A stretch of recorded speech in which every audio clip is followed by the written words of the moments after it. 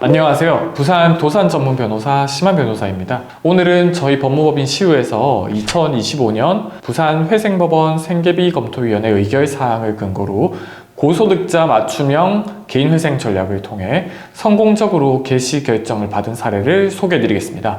이번 사건은 월소득 600만 원대의 수입이 있으신 채무자분이 진행한 사건으로 기존 제도 아래에서는 사실상 진행이 불가능했던 사건이었습니다. 법원에서 새로 신설된 고소득자 기타생계비 인정조항과 성년 자녀 부양가족 인정 기준을 활용하여 현실적인 변제금을 산정, 사건을 성공적으로 이끌어낼 수 있었습니다.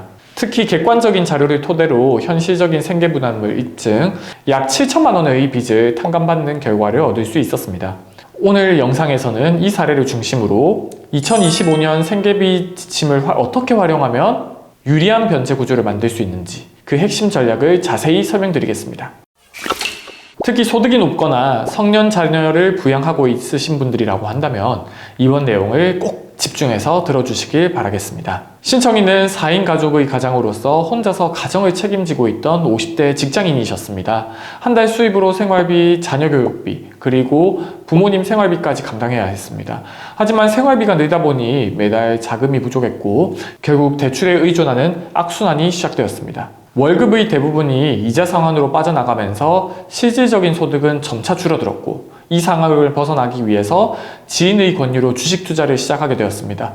하지만 추천받은 종목이 상장 폐지가 되면서 투자금을 잃게 되었고 조급한 마음에 추가 대출을 받아서 재투자를 시도했지만 결국 손실만 커진 상황이었습니다.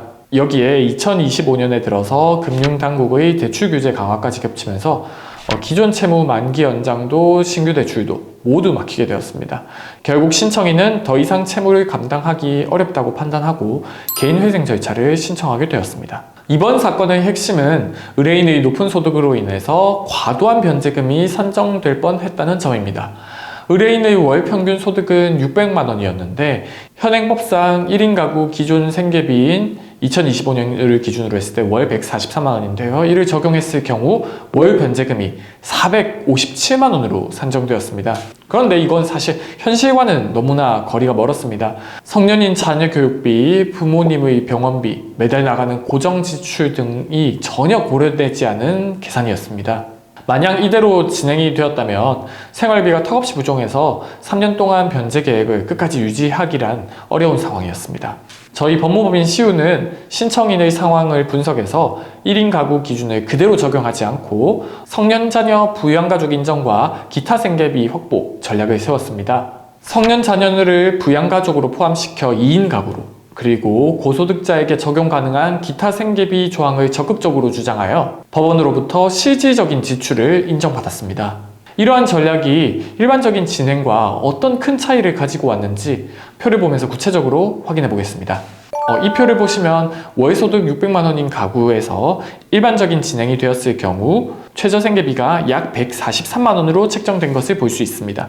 이 경우에 월 변제금은 약 456만 원 수준이 되고요. 3년간의 총 변제금은 총 약 1억 6,400만 원 정도가 됩니다.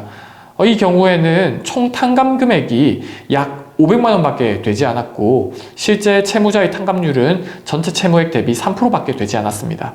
이에 저희 법무법인에서는 채무자의 최저 생계비를 2인 가구로 재산정되어야 될 것을 적극적으로 주장했고 거기다가 기타 생계비까지 추가적으로 주장했습니다. 위 결과 법원으로부터 인정받은 최저 생계비는 약 325만 원 정도였고 이에 따라서 수정된 변제금은 약 월 274만 원 정도였습니다. 이 경우 채무자의 3년간의 총 변제금은 약 9,865만 원 선이었고 이 경우 채무자의 탕감 금액은 7,100만 원 수준으로 채무자의 채무액 대비 탕감률은 약 42%나 되었습니다. 결과적으로 채무자분께서는 약 6,500만 원의 변제 부담을 줄이고 탕감률을 종전 일반적인 진행에 대비해서 14배나 높은 40% 이상 높이는 성과를 거둘 수가 있었습니다. 회생법원의 실무지침은 해마다 조금씩 바뀌고 있습니다. 이 변화에 얼마나 빠르게 대응하느냐가 곧 변제금을 낮추는 확실한 전략입니다. 특히 2025년부터 새롭게 적용된 지침, 부양가족 범위 확대와 기타 생계비 인정이 이번 변화의 핵심이라고 할 수가 있습니다. 기존에는 만 19세 이상의 자녀는 경제활동이 가능한 연령으로 보고 부양가족에 포함하지 않았습니다. 그러나 현실적으로는 대학에 재학 중이거나 취업을 준비 중인 경우에는 경제적 능력이 전무한 경우가 많은데요. 그래서 이번 지침에서는 일정 요건을 충족하는 성년 자녀를 예외적으로 부양가족으로 인정할 수 있도록 기준이 완화되었습니다. 개정된 지침에 따르면 성년 자녀가 만 21세 미만이면서 최근 1년간 소득이 없거나 소득 금액의 합계액이 100만 원 이하인 경우에는 실제로 채무자가 해당 자녀를 부양하여 왔다고 인정되는 경우에는 부양가족으로 포함시킬 수가 있습니다. 이렇게 되면 최저생계비 기준이 1인 가구에서 2인 가구로 바뀌면서 법적으로 인정되는 생계비가 크게 늘어나고 그만큼 월 변제금이 줄어듭니다. 이렇게 되면 매달 변제금 부담이 완화되면서 안정적으로 변제 계획을 수행할 수 있습니다. 기존에는 채무자의 소득 수준과 관계없이 일률적으로 생계비를 산정해 왔습니다. 그러나 이러한 방식은 고소득자의 경우에는 실제 지출이 많고 생활 수준도 다른다는 점을 간과하여 실제 생활비가 턱없이 부족해서 끝내 변제 계획을 유지하지 못하는 경우들이 많이 발생했었습니다. 이에 따라 2025년 실무지침에서는 채무자의 소득 수준과 현실적인 지출 구조를 반영할 수 있도록 소득 연동형 추가 생계비 인정 기준이 새롭게 신설되었습니다. 간단하게 말하면 소득이 높을수록 현실적인 필요한 지출이 많다고 판단하는 제도입니다. 예를 들어서 차량 유지비, 유류비, 통신비, 부모님께 드리는 생활비처럼 매달 꾸준히 나가고 앞으로도 지출이 불가피하다고 인정되면 이런 항목을 기타 생계비로 인정받을 수 있습니다. 물론 이러한 기타 생계비가 무제한적으로 인정되는 것은 아닙니다. 기본 생계비, 추가 생계비, 기타 생계비의 총합이 기준 중위소득을 초과하지 않는 범위 내에서만 인정이 가능합니다. 또한 최근 6개월 내에 발생한 채무가 총 채무액의 50%를 초과하거나 기타 생계비를 인정할 경우 변제율이 40% 미만인 경우에는 기타 생계비가 인정되지 않습니다.